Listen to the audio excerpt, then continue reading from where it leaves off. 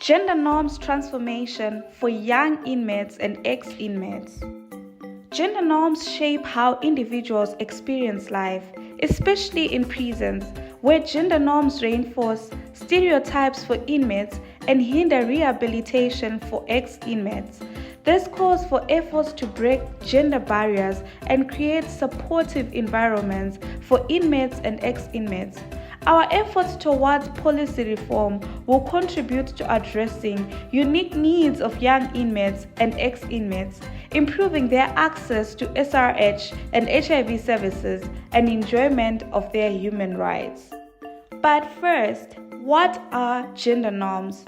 Gender norms define society's views on what it means to be a man or a woman or a non-binary person and the roles they are expected to play.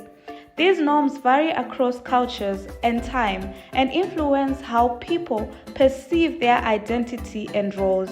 In prisons, these norms can lead to discrimination and violence, blocking access to vital SRH and HIV services. How can we remove these barriers? Promoting gender equality and challenging stereotypes in prison and closed settings, providing new ways to manage conflict and emotions.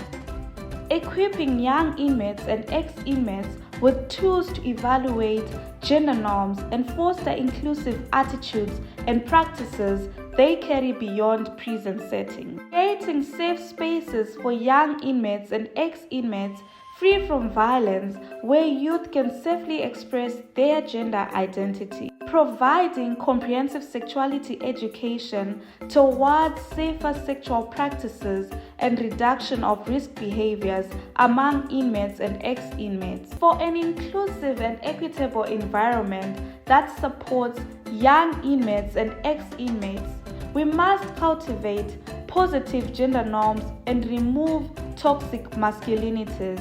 By challenging harmful social roles, creating safe spaces, promoting gender diversity, and providing mental health support, we enable policies and services that reflect the diverse needs of all youth.